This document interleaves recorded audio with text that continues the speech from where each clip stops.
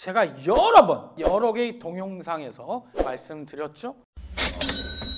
안녕하세요. 따라하면 부자 되는 따부TV 금융투자 전문가 윤사부입니다. 구독, 좋아요, 알림 설정까지 따부. 연인들 사랑의 메신저 초콜릿.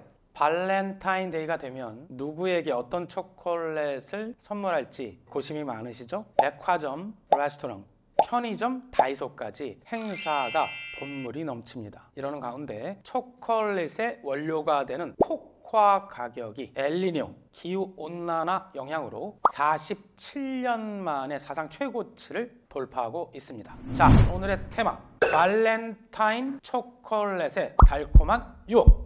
이렇게 달콤한 유혹이 있는 초콜릿의 종류에는 어떤 것이 있을까요? 초콜릿의 원료는 카카오 나무라는 것이 있는데 거기에서 수확되는 열매, 그 열매를 카카오 파드, POD라고 합니다. 그 안에 들어있는 카카오 콩에는 초콜릿의 맛을 결정하는 카카오 메스와 유지인 카카오 버터가 들어있죠. 자료에서 보듯이 초콜릿은 유성분이 전혀 들어가 있지 않은 다크 초콜릿, 유성분이 들어가 있는 밀크 초콜릿, 카카오 메스를 넣지 않고 유성분을 첨가한 화이트 초콜릿으로 일반적으로 구분합니다. 근데 여기서 코코아라는 게 있어요. 이 코코아는 무엇이냐? 코코아는 카카오를 가공한 거예요. 이 카카오빈, 콩을 로스팅하고 곱게 갈면 코코아 메스라고 하고, 이것을 압착해서 지방을 분리해내면 코코아 버터라고 하는데, 현실적으로는 코코아 메스를 카카오 메스로,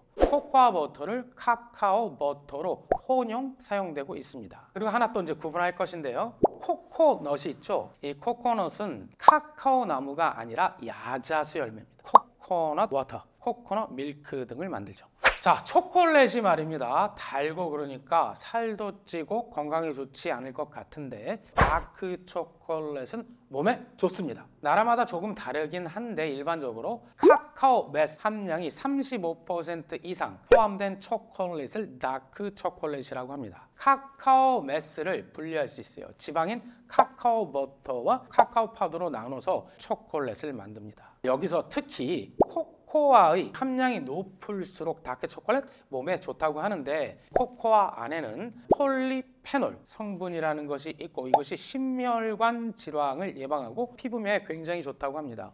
그 다음에 코르티솔 성분은 스트레스 해소, 기분 개선. 어떤 분들 스트레스 왕창 받으면 초콜릿 왕창 먹는 분 주위에서도 봤는데 그게 의학적으로도 근거가 있는 것이에요. 그 다음에 틸로마이닌, 엔돌핀을 촉진해주죠. 우울증을 완화해준다는 얘기이고, 이 외에도 충치 예방, 치아 미백, 다이어트에도 효과가 있다고 합니다. 하지만 불면증에 역효과가 있는 카페인도 들어있죠. 그래서 많이 섭취하면 좋지 않습니다. 따라서 결론, 카카오 성분이 되도록 높은 다크 초콜릿을 매일 적당량 섭취하는 것이 건강에 좋습니다.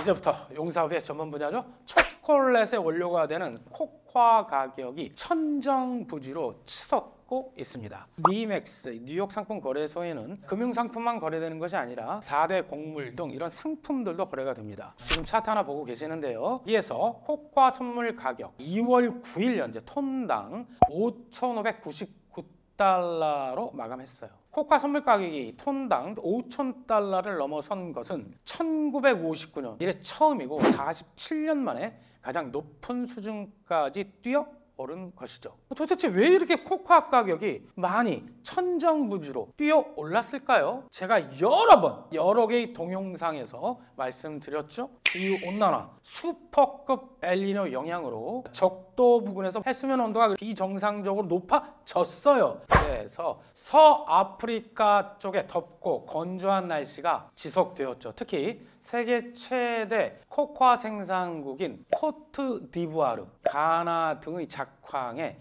큰 타격을 주었습니다. 여기에 하르마탄, 이것은 뭐냐면 매년 11월에서 그 다음 3월까지 서아프리카 지역에 엄청나게 세게 부는 황사바람입니다. 이 바람이 불면 작업을 할 수가 없어요. 그래서 중간 수확 시즌 시작되는 4월 작황도 더욱 악화될 수 있기 때문에 올해 전 세계 코코아 재고량은 무려 14만 6천 톤 감소할 전망입니다. 이렇게 되면 고공행진 중인 곡물이 두 개 있죠. 설탕, 오렌지에 이어 코코아 가격은 새로운 물량이 공급되기 전인 올해 말까지 계속 상승할 것으로 보입니다. 코코아 가격이 오르면 그것을 원료로 만드는 초콜릿 또한 가격이 상승할 전망이죠. 하지만 초콜릿 관련 기업 주식은 투자의 기회를 제공하고 있습니다. 일단 가격이 올라도 초콜릿 소비는 글로벌하게 줄지 않는다. 지금 현재 표 하나 보고 계시는데요. 전 세계에서 말입니다. 초콜릿을 가장 많이 먹는 나라 순위예요. 국민 1인당 1년에 초콜릿을 얼마 먹느냐? 1등은 스위스입니다. 스위스는 1년에 1인당 8.8kg이 어마어마하게 먹는 거예요. 2등은 오스트리아, 3등은 공동으로 독일과 아일랜드죠. 우리나라는 저 밑에 보시면 꼴찌죠. 거의 1인당 소비량은 0.7kg, 700g에 불과합니다. 중국은 더 심하죠. 200g 소비합니다. 만약에 13억 명이 넘는 중국 인구가 초콜릿을 먹기 시작하면 어떻게 될까요? 돼지고기처럼 폭등하게 되겠죠. 그러면 초콜릿 관련된 기업 중에 투자를 지금 할 만한 종목을 한번 제가 말씀드려 보도록 하겠습니다. 지금 보는 차트는 미국 뉴욕 증시 NYSE 뉴욕 증시에 상장되어 있는 허쉬 컴퍼니입니다. 키세스 허쉬 초콜릿으로 유명하죠. 미국 펜실베니아주 북아메리카 최대 초콜릿 제조업체죠. 세계 60여 개국에서 가장 초콜릿을 많이 팔고 있는 기업입니다. 최근에 10% 정도 초콜릿 값을 올렸어요. 그런데 판매량은 줄지 않았다. 카카오 가격이 오른 거에 비해서 좀 늦게 판매 가격을 올렸음에도 불구하고 크게 훼손되고 있지 않아요. 차트에서 보듯이 이거 월봉 차트인데 8개의 파란색 음봉이 우측에 보이실 거예요. 야, 280달러 정도 했던 것이 180달러까지 다이렉트로 빠졌군요. 이런 걸 사는 겁니다. 이런 걸.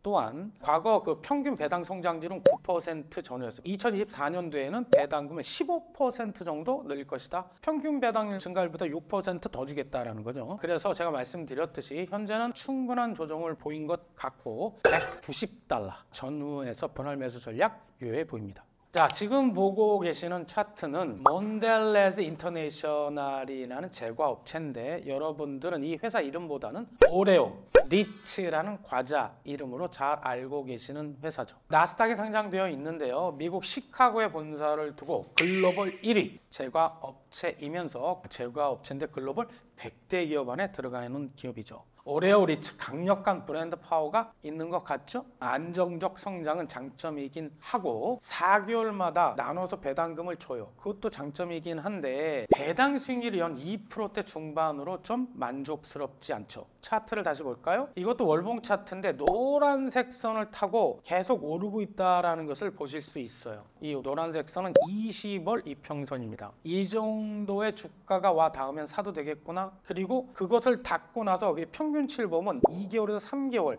빨간색 양봉, 오르는 봉, 월봉 2, 3개월 정도는 오르는군요. 자, 매수 전략. 지금은 73달러 정도 되는데 사지 마시고 68달러 선이 지금 현재 20월 이평선 부근이에요.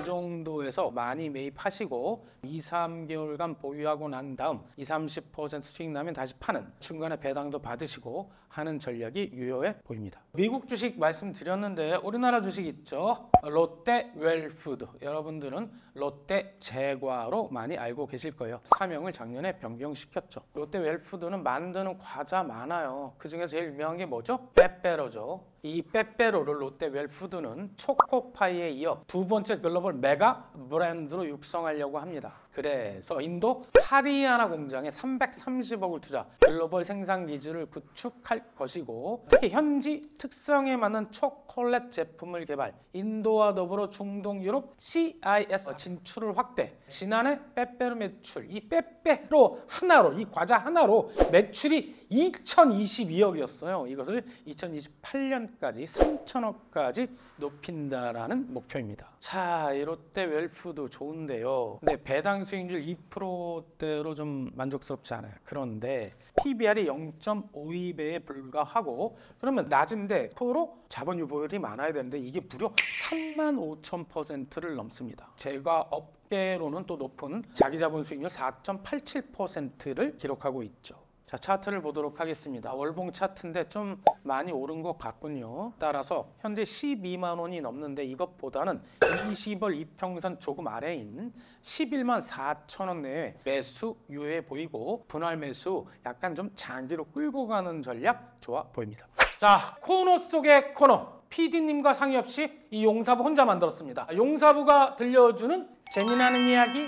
자, 명품 초콜릿의 대명사 고디바 탄생의 전설입니다. 고디바 초콜릿을 창시한 분이 계시겠죠? 조셉 드랍이라는 부인이 있는데 고디바라는 이름의 부인이 또 영국에 계셨거든요. 그분의 고귀하고 우아한 뜻을 받들어 세상에서 가장 우아한 초콜릿을 만들겠다 해서 만든 게 고디바 초콜릿이라 합니다. 11세기 영국 코벤트리시 영주였던 레오프릭 3세가 있었어요. 영주의 부인이 고디바 부인.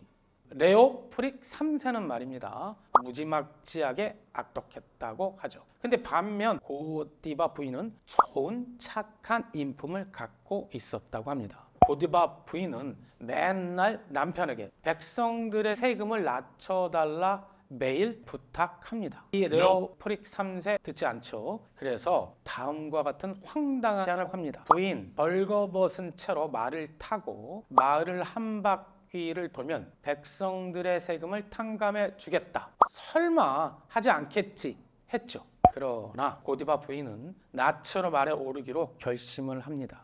이 소식이 코벤트리 지역 전역에 퍼져나갔고 백성들 당연히 감동했겠죠. 그래서 고디바 부인이 말을 타는 날 그 어느 누구도 길에 없었고 창문 밖을 내다보는 사람이 없었다고 하지요.